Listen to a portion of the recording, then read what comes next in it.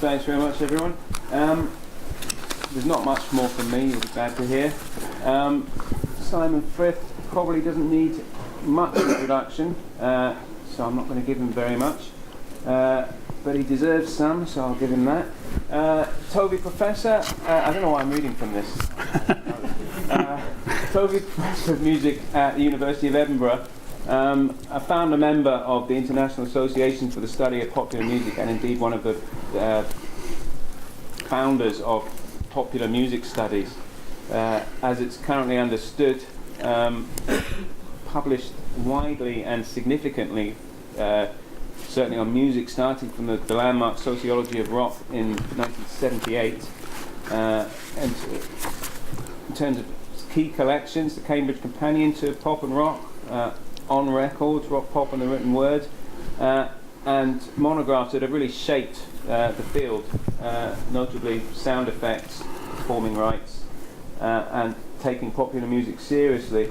Long engagement with the popular music world in terms of policy research as a rock critic, and most recently, or since its inception in 1992, as the chair of the Mercury Music Prize.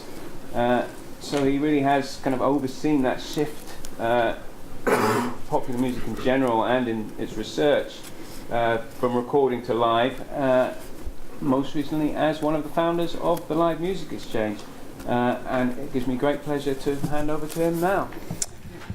Thank you. I don't think I'm going to say anything actually that hasn't already been said or will be said this afternoon, but I think I will be saying it from a different perspective. And rather than, at least to begin with, talk as an academic, I'm actually going to talk as a rock critic, which has a very different notion of what value means. And I thought I'd begin with one of my favourite sentences in rock criticism written by Tom Carson, Village Voice critic, about 30 years ago, about U2. And he said, U2 have never given the impression that they spent their youth turned on by records, or obsessed with records, or even noticing records particularly, or humming much. And that was one of my favourite put-downs of a band.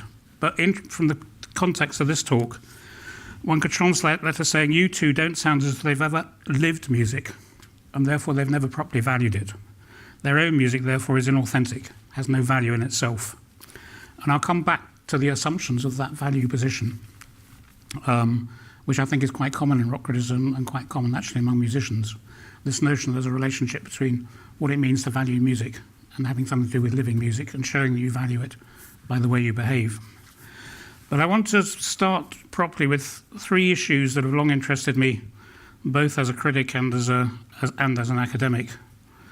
The first, which is touched on this morning, particularly by Jonathan Todd and Dave Lang, was how should the value of live music be measured?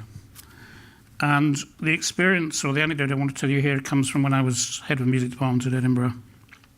And I got involved in a complicated discussion with university bureaucrats about the value of the music school's weekly lunchtime concerts in the Reed Hall. Now, these concerts had run for many years and were a kind of part of Edinburgh musical life in some ways. They attracted a smallish but loyal audience, many of whom came from out with the university. And we had claimed these as evidence of our engagement with the community. This is an early attempt to say, what is the impact of your department on Edinburgh? But unfortunately, the concerts were free, and therefore we could provide no measure of how valuable they were. So we got into discussion about how you could measure the value of a free concert. And the first point, which we already did, of course, was provide there wasn't a box office, but provide figures of how many people are in the audience. So the person in our department who was in charge of them had to stand at the door and count people as they were going in, and then we could record numbers for each concert. But that wasn't regarded as a proper measurement of value, the numbers of people. We had to give it some sort of monetary value. So I got involved in going to a seminar which was explaining to other people who had similar problems how you could actually turn numbers attending free concerts into monetary values by using government formulas. And one of the government formulas was to do with how far people had travelled to come to the concert. And you could then provide measures of how much that travel would cost, on calling some average, But you also could provide a measure of the opportunity cost involved. So if somebody had taken 2 hours to come to a concert, it was obviously much more valuable to them than if they'd walked across the quad from another building in the university. So you were then supposed to translate opportunity costs. The question then came up, of course, opportunity costs, at least as the government did it, would partly depend on what your income was. So somebody who was well paid was losing more money per hour than somebody who was retired.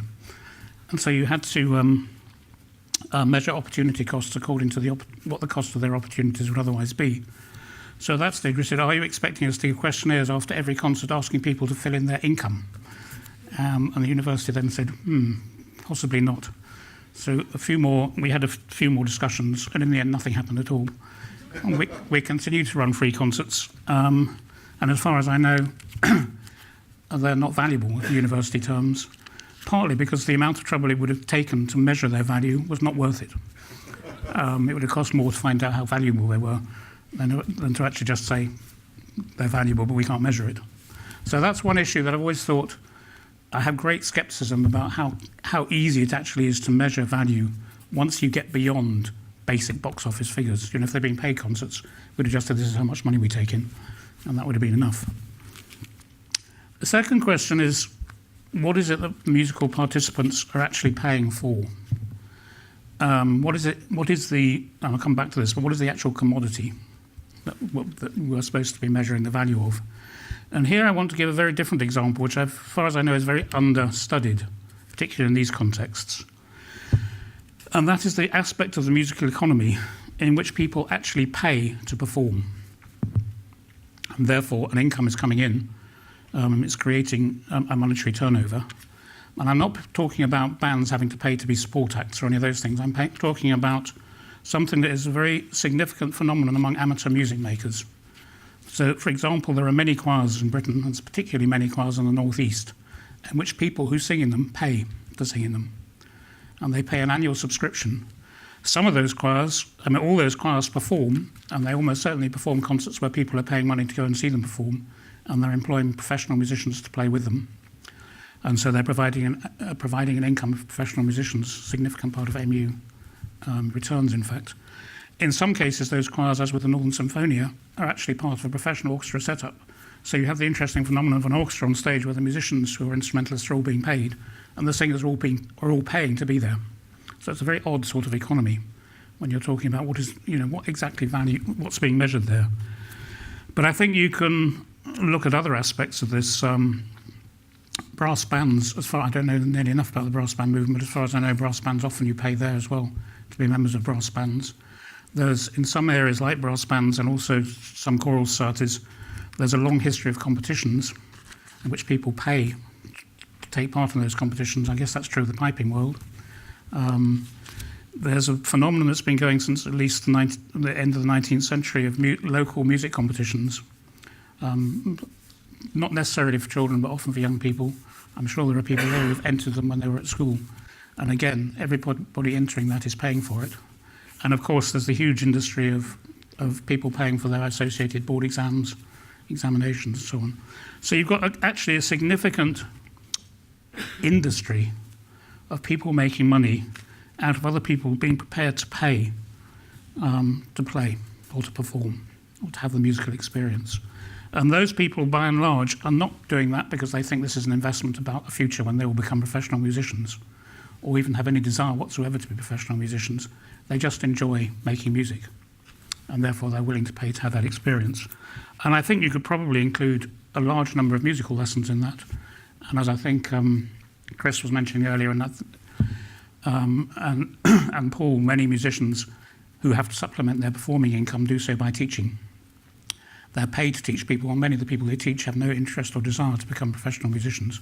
They just want to learn to play an instrument. So there's a kind of musical value there which is never measured, as far as I know, in the way in which value is often talked about here. So that's the second point I want to make. The third point is to do with the problem of the free market approach to live music. And I want to take an example of this from ticketing, which we'll be coming back to. I've always agreed with Sajid Javid, who says that ticket touting or secondary ticking is an excellent example of market forces working as they should. Because what you see is bringing into line demand and supply via the price mechanism. And from this perspective, what's peculiar about secondary ticket, the odd behaviour here is not the behaviour of the ticket touts, it's the behaviour of the original promoters. Why charge less for tickets than the market could bear? It's not a rational thing to do. If you're a rational economist, you would charge up to the margin at which you can sell tickets. So my proposal as a way to get to price concerts is the opposite of the way in which you price airline tickets. If a promoter was acting in economic rational ways, and they were putting on, say, Adele, they would begin by announcing that all the tickets would cost £5,000. They would then see how many of those they could sell, and then they would say, the moment those sales have all gone, they would reduce the price to £4,000. And they would announce they would go on reducing the price to nothing until the tickets sold, until the tickets have all gone. That would completely get into secondary ticketing, and you'd probably have the same number of people in the audience paying similar sorts of amounts, but the money would all be going to the original promoter.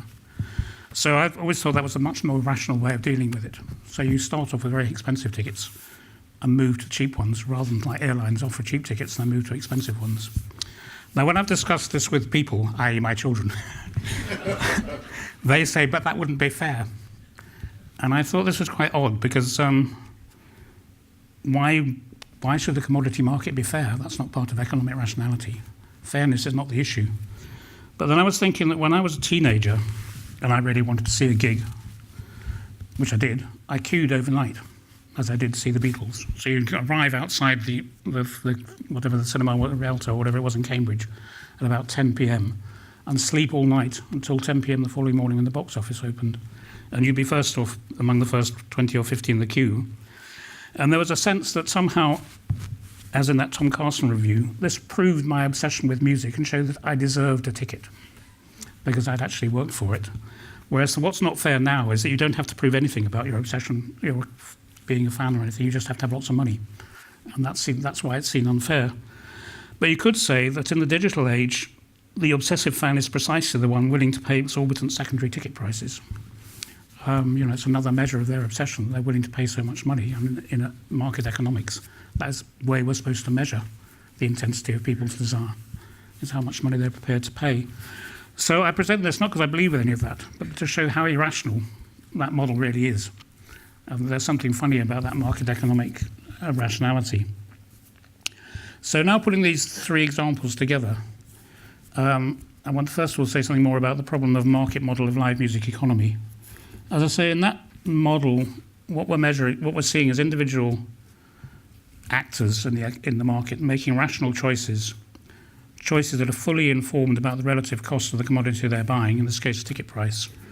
And that ticket price is affected by the market competition, and everything is brought into a balance by the way in which prices reflect all those different forces. And it's worth noting that this is an odd area in economic terms, because value in terms of how much prices are for tickets is not in any sense determined by the cost of producing the commodity. This has always been an interesting aspect of, say, cinema pricing. By and large, you don't go to cinema and expect to pay a different price for every film you see according to how much it costs to produce that film. There's a ticket for going into and it's true, obviously, with many music venues. And it's true, it's one reason why promoters work the way they do, within a sort of framework of what other tickets for that sort of act are likely to be. So cost is not really the issue. The issue is very much around demand. But there are a number of issues that come from this. The problem of economics is not that it's dismal and statistical, it's just that it has a very peculiar view of how the world works. I'm speaking as a sociologist. It assumes a form of human behaviour which doesn't really exist in reality. One of the key things here is that musical choices are rational, which they're not, which I'll come back to. But I think, as I've already mentioned, the first is it's actually quite difficult to pin down what the commodity is that you're buying for live music. One of the things we were interested in talking to promoters is what exactly they thought they were selling. And clearly, from a promoter's point of view, it's not simply the act, although that's a significant part. In many cases, the venue itself is just as important. And if you talk to people about gigs, they remember the venue is often as significant a part, if not more significant, than the actual acts they saw there. It's to do with an experience which, among other things, is sociable. It's not necessarily the case. One of the things I found interesting in the study that Matt and Adam did at the Queen's Hall in Edinburgh was how sociable going to gigs was, and how much it was a question of friendship groups getting together often coming from far and wide because there was a particular act they liked. And this was part of the experience, was getting together as a group, preparing for the gig, going to it and remembering it afterwards. All that is part of the pleasure that's being paid for. It's not simply that act on that act doing that music. The second aspect of this, which I think is a very interesting question, which we touched on this morning, particularly in what Paul was saying, is that audiences, commodity buying is also organised around what you might call expectations. It comes back to this thing of knowledge and information about what you're buying. The rational market model suggests that people have an absolutely clear notion of what it is they're buying, and that's why they're willing to pay money for it. But of course, there is a great pleasure in buying something you don't know what it's going to be. And there are some markets that this is, that market economists have looked at. I mean, holidays is one of the examples of this. People might go to a holiday to a place they've always been because they know exactly what it's like. But there's also demand for holidays where people are taking a risk because they've never been to that place and they have no idea what it'll be like. And in music, I think in music you can clearly see differences between different levels of curiosity among audiences. So when Paul talked about jazz music as being music for the curious, what he's saying is there are audiences who go to a concert precisely because they don't know if they're going to like it or not. Whereas there are other audiences that will be absolutely outraged if they went to see something that wasn't exactly what they expected. And I sometimes think the problem in the world of jazz is that those two audiences exist under the label jazz. So some people want to go and see the jazz that they saw when they were 15 and it still sounds the same. And other people want to go and see something by a band they never heard of and no idea what they're going to do. And they all get called the jazz audience, but they're actually two very, very different sorts of audience.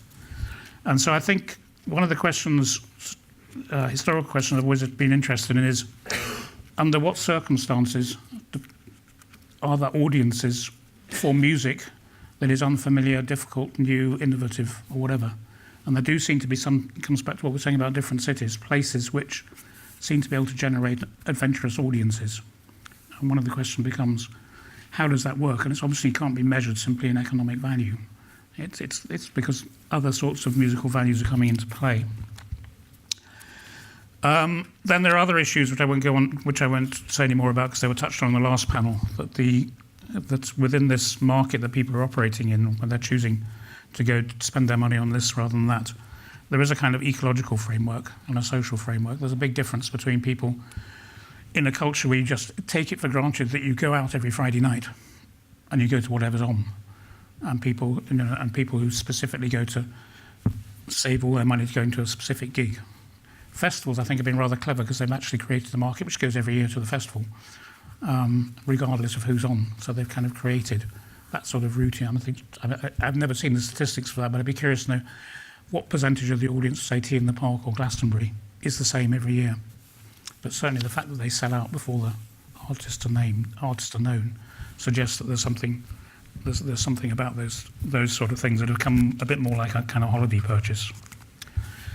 The final question, which is a slightly different one, which I'll come back to in a second, is that the classic economic model here is the notion that the people who are selling the commodities are knowingly taking risks.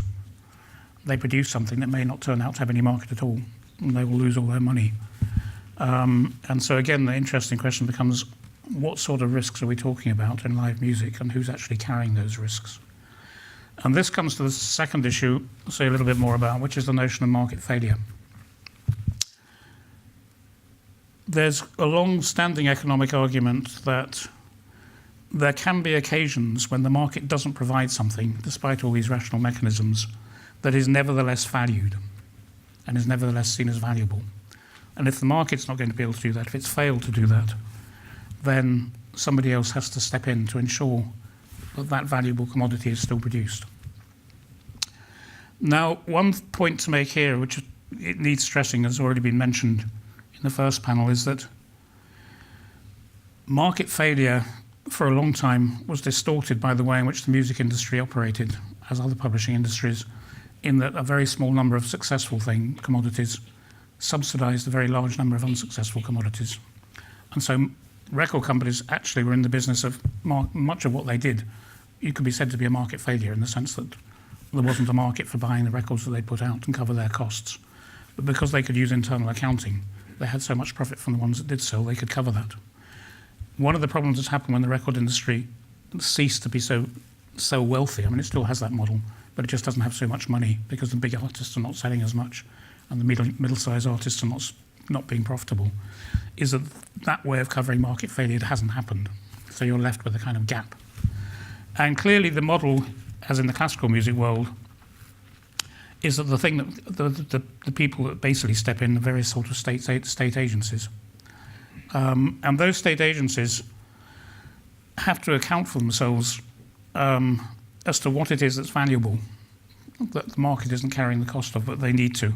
And there are a number of obvious things I can just list. I mean, research and development, experiment, the new, the difficult, and so on.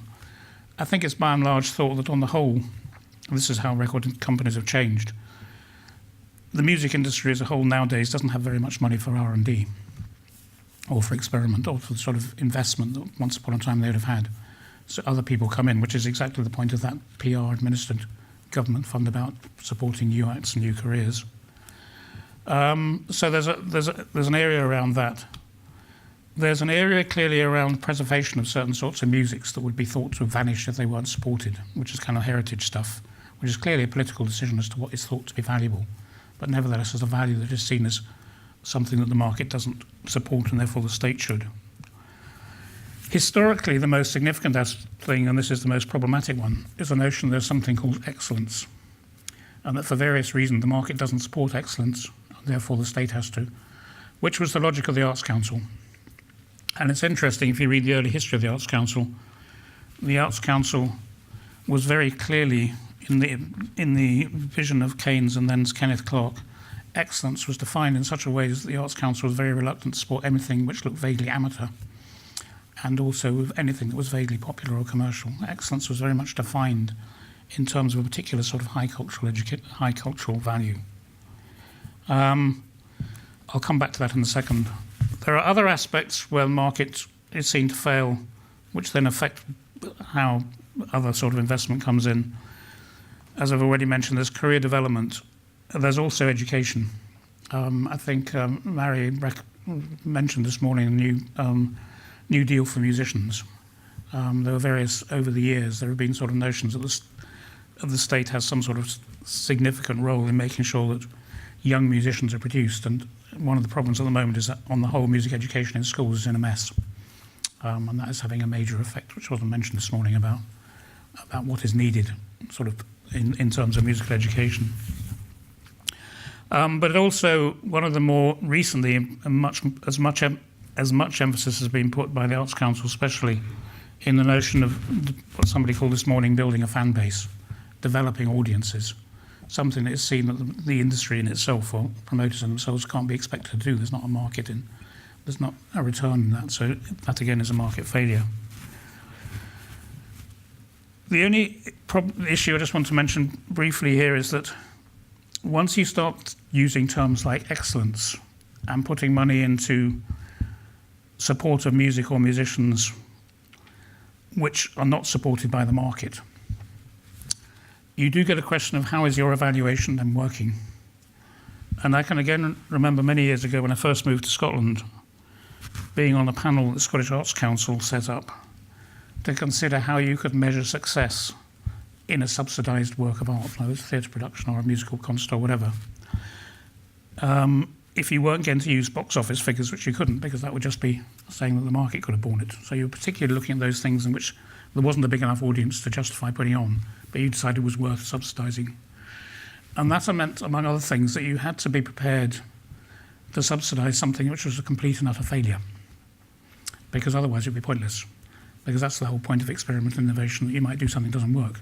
And record companies had long invested lots of money in things that were complete failures, but it was more problematic for the Arts Council to be seen to be doing that. So they had to provide a model which said even if what was produced was complete and utter rubbish, it was nevertheless valuable. Somehow it could be measured that it was valuable. Nevertheless, money was invested in putting it on to discover that. Now, historically, what the Arts Council had always done was have a team of assessors who went to concerts or theatre productions and wrote reports on them. And they decided this was too subjective. You needed some more metrics or something. So we had many meetings, and after many, many meetings, we decided the only possible thing you could do was to get individuals to go there as assessors, because there's no other way could be thought of as doing it in a way that was not in the end, some sort of subjective opinion by somebody who was regarded as having the sort of expertise which could understand the context of the work, how it was being innovative, how it related to previous work, to what extent it was fitting in up at the stage of someone's career, understanding why it had been a failure and so on. In other words, that sort of evaluation process needed a kind of individual critical judgment rather than thinking you could reduce it to sort of things that could be measured in numbers. Now, what this relates to me, and I'll wind up by saying this, is that what this raises is the problems of the very notion of value and what we mean by the value of something, particularly in cultural value. Because all these ways, even when you're looking at market failure, tend to have an assumption that somehow whatever the value is measurable. It can be turned into some sort of metrical form. And there's an underlying assumption somehow that the motivation, the dynamic that drives people to make music and to champion music and so on, is somehow a similar sort of rational economic decision. I remember there used to be arguments from the record industry about how if you got rid of the copyright term, if you didn't extend the copyright term, people would no longer have a motivation to write music, which always seemed to me a very odd notion, as if anybody ever wrote music in order to have an 80-year copyright. You know, it didn't make sense of how one understands how musicians think about what they're doing. And clearly there are two dominant alternative models to value which don't fit the sort of economic models very well. The first is the one that Matt mentioned this morning, which I think of as the John Blacking view, in a sense, which is that music is part of culture. It's music making together as an essential part of human social activity. It doesn't happen for any economic reasons whatsoever. It happened long before capitalism, and it'll happen long after capitalism. And there are many musical activities that we can see that involve money changing hand, but can't be understood without understanding a particular value of a certain sort of cultural activity in a particular community. Again, moving to Scotland from England, one of the things that most astounded me was the culture of ceilidhs, which are kind of cross-generational music making in ways that are absolutely essential to the kind of rhythm of community life. But I think much of the music in pubs is the same. I mean, people go to pubs for all sorts of reasons, and music is one aspect of it. And that's certainly when I was growing up. Pubs and music were sort of part of the same world. But I think it's also true of clubs for dancing and things. People go there for a huge range of social reasons. Music is part of it, but then you can't separate the music out as having some sort of separate economic value from the overall cultural value. But the other approach to value, which is completely different from the market model, is in some sense is more interesting because it's more paradoxical.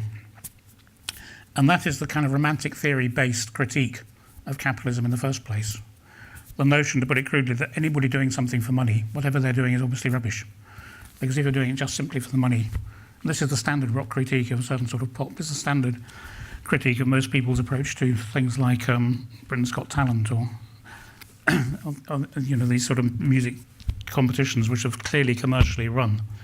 So there's built into the ideology of folk and rock and jazz a disdain of commercial success. And certainly a notion that something that is commercial successfully, by its nature, is less valuable culturally than something that isn't commercially successful. And it goes back to Tom Carson's review of U2. U2 might be the most successful global rock band in the world, but that doesn't mean that you think their music is particularly valuable if you're using other sorts of criteria. So you get this odd thing, which is that the value of live music in particular is precisely that which can't be valued in economic terms. That's what makes it valuable. And one of the things I found most interesting in our research when we were interviewing promoters, who are many big-name, commercially hard-headed promoters, if you ask them what was the best or most valuable gig they'd ever done, they never said, I made the most money, this one because I made the most money. They said this one because it had the most amazing buzz. And it lost lots of money, but it was the best gig I ever did. And there was a kind of contradiction here about what they were describing as valuable. And clearly, other people have said to me that the interesting thing about live music is I think virtually all promoters that I've ever spoken to are absolutely clear that their motivation is the love of music, not love of money. Now, maybe those two things get confused when they find themselves representing the Rolling Stones. But nevertheless, the sort of self-definition of what it is to promote and love live music is that it's about loving the music. And I think one of the biggest critiques of touts is precisely because they're seen as people making money out of music who have no love of it. That's what was always said about the sort of touts when I was growing up, selling black market tickets outside the gig. They didn't come across as people who were interested in music. They came across as people who suddenly realised a new opportunity to make money. They could have been selling something else if that had been an opportunity. And similarly, in some of the data about some of the festival research shows that people get uneasy when festivals get more and more heavily commercially sponsored. They feel it's taking away something about the point of the festival, which was somehow an escape from that sort of commercialisation. And I think that's certainly one of the motivations between an awful lot of the small festivals that set themselves up to say we're not like those big commercial festivals. We're offering you something that's valuable precisely because it's not got that sort of commercial value. So the paradox here, of course, is that nevertheless these things that are not valuable commercially are still worth paying for. They're still part of the musical economy. So there's, to go back to what Dave said this morning, there's still a kind of circle that can't be. It's a different circle now. It's the notion that music has a value because it's outside the commodity system, but it isn't outside the commodity system because you have to pay to have that experience. So even when Paul's promoting a jazz gig of improvised musicians, people are still paying for tickets on the door. They're still putting a monetary value on it. So it's still there. But I think it becomes problematic if we think value is that. I haven't got any solutions to this, but I was interested, and I think Mary said this morning that you've got to teach people have got to learn how to value music in a proper way. And she meant precisely how to value music without thinking it's just a question of supply and demand and ticket prices. And I thought that's an interesting challenge by what actually we mean by valuing music in a proper way, because I think kind of everybody here probably sort of knows what they mean, but wouldn't be able to explain it to a government committee. But I'll stop there.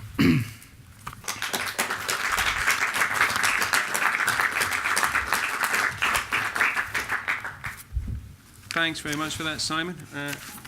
I could go in with a load of questions, but I'm sure there are some from the floor as well. So Simon and then Mike. Simon? Yeah, thanks very much. Would you therefore agree with the proposition that culture used to be constructed in opposition to nature and is now, because of capitalism, being constructed in opposition to money? I don't think there's a general answer to that. I don't think culture was ever constructed in opposition to nature in the sense that nature was constructed by culture in the first place. But yes, in terms of that notion that you could separate nature and culture, I think high culture was constructed in the 19th century to some extent in opposition to money. That the notion was you could go to a concert and precisely you were escaping from your everyday calculations. It was something that was a different set of values. So that was the kind of romantic view that certainly imbued itself in different ways in jazz and in rock. Folk culture was a bit different because I think that was almost like saying it was nature. See what I mean? It was something that was independent of the new the kind of ideology of there once was a folk culture which had been corrupted by industrialization sort of model. So it's almost putting it as sort of nature. But yes, I think aspects of culture we still value because we see them as somehow independent of the money-making process. And we're still reluctant to say, I think most of us would say, I really love this artist because they've made more money than any other artist. It would seem an odd thing to say. Okay. Mike, you had a... So, as an economist, I feel I ought to react to some of the points that you make. Let's just start with I should say that I can appreciate what you say about the concerts in Edinburgh, because as I used for many years to be a member of the Arts Centre Board at the University of Warwick, and obviously with the university putting about £1 million a year into the Arts Centre, we had to make arguments, obviously. But some of just a couple of points where I'd like to pick you up. First of all, I don't think music is unusual in the sense that it's not based on cost. I think what you mean to say that it's not based on the variable cost. Yeah, sorry, you're right. Yeah. In fact, there are substantial fixed costs, and of course they have been growing. We expect a bigger show now. We don't expect 4 guys standing up in front of a bank of speakers. We expect pyrotechnics and light shows and all that. But I mean, there are many other industries where variable cost doesn't really influence pricing. So, in a whole range of pharmaceuticals, for example, building aeroplanes, where most of the cost is in the development.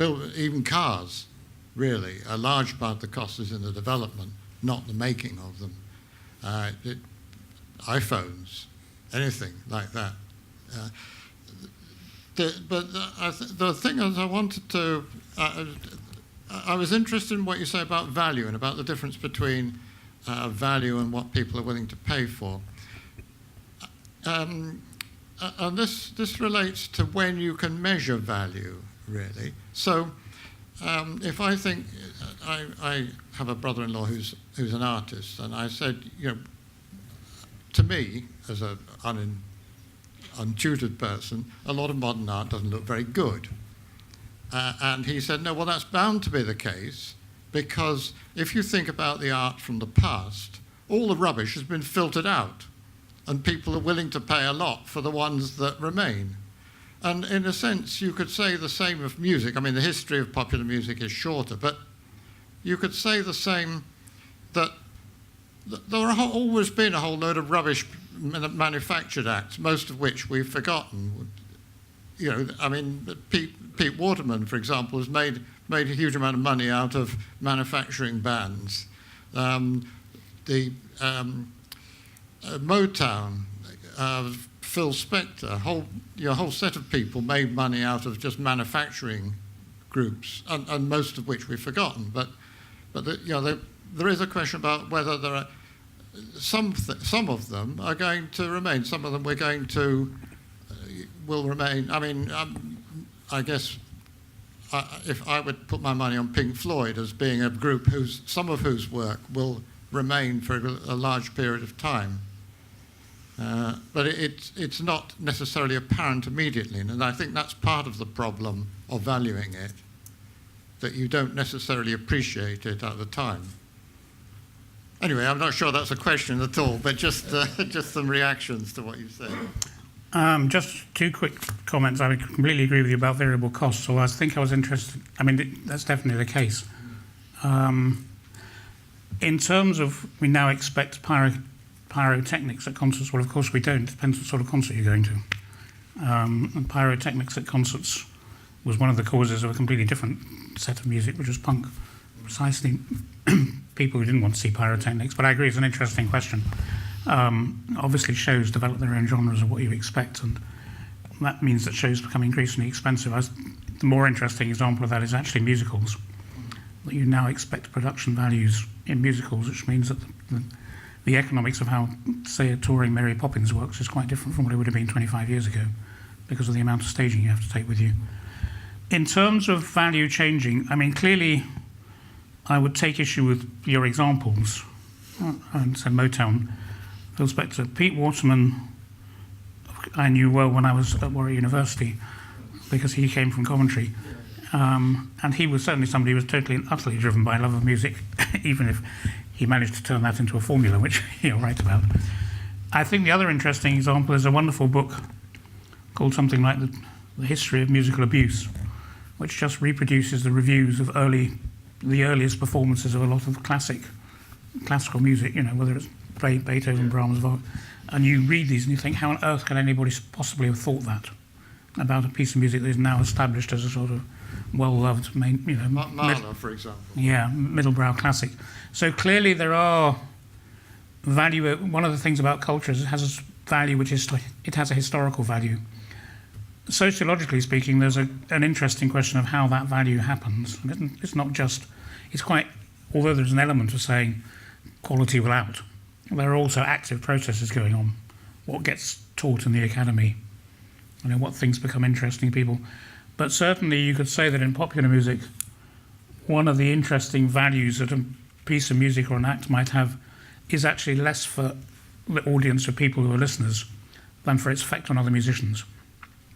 So that musicians can, an act like, say, Velvet Underground, which never sold many records, is immensely valuable in the history of music because of the influence it had on a lot of other musicians who did sell lots of records. So it's quite, it's quite a complicated story, which is probably different for different areas. And the art market is particularly peculiar because of the effect of collectors and a very different sort of set of economic values that come in, which quite a lot of work shown how that can distort in certain periods who's valuable and who isn't, and how museums purchase and all those sort of things. But yes, you're absolutely right. The value, there's a historical element to this which is very hard to measure because you're never going to be sure when to stop. Any other questions or comments from the... Matt? Thanks. I was going to make a point along the same lines, actually, about when you actually value music. But I was also interested in terms of your history as a rock critic. Arguably, the people that do actually value the culture impact at the time are rock writers and rock critics, because they're the very people that kind of cite the influences and actually give the public a guide as to what they might think. How do you think that kind of exists in the current culture now, with kind of the demise of certain publications, the change in terms of journalism? Is that still such a big factor? Possibly, but I'd just step back slightly. One of the things I've thought, going back to the end, about how this strange notion of how you can have, in rock particularly, an ideology being anti-commercial when you're very commercial. You could say that the commodity is not simply the music. The commodity is the music and the band. I mean, Adam wrote about this in his PhD, but the way in which the commodity you're going to consume is already given some sort of shape by the people who are putting on, whether it's promoter, but there's a kind of people around the music whose business it is to attract an audience to it. And in the fine art world, there's a significant role of what's called a curator. So the gallery owner is bringing the art in and is having an effect on how people then see that art, what they compare it to, how it's hung affects how they see it, and so on. And I think in the music world, there's always been a necessary relationship between the artist and the person who's doing what you might call the marketing, which might be the manager. In the very early days, is what was called a huckster, or a manager later on, record companies to some extent. And this has been just, and writers, as you say, and this has been as much the case in classical music. People championing a particular new composer, persuading people to put that music on, etc. It's the role of publishers and agents and so on. So all those people have been there.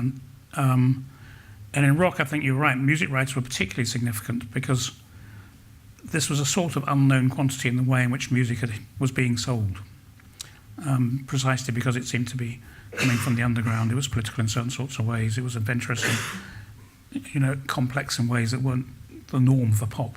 So you had to have people there to explain it and say, this is why you should listen to it. So I think it's partly to do with the moment, with new music coming along needs somebody around, just as new art does, or new sorts of television, or whatever it might be. So I think that's always going to be the case. Whether I suppose now that is done more in social media terms. And I'm not enough of a social media user to know how that's being done. But certainly on the Mercury Music Prize, one of the things I find interesting is that because of the way that prize works, I get something like 300 records at the beginning of halfway through June. And many of them are records that I've never really listened to, or I've vaguely read about on paper. And if you and we get systematically provided with a kind of press pack, and you read everything that's been written about them, some of which is coming from, downloaded from online, you do see the continuing way in which music is being shaped by people writing about it. And it affects how you then listen to it and how you think about it. So I think those people have always been very important in the way in which value works. And I think there are, as I say, I think there are changes. I mean, print rock writing seems to me much less significant, except perhaps for some newspapers. There are certainly websites which are significant. I think the big difference, and this is something which is an interesting aspect. In the past, two things happened that had an effect on how you valued music. One is you had to listen to a lot of things you didn't like, which meant you had to clarify what you did like. So listening, if you could only listen to music on radio, that's the way you first heard it. You had to listen through a lot of other things. And even if you did, you grew up listening to a lot of things you didn't really like, which helped clarify what you did like.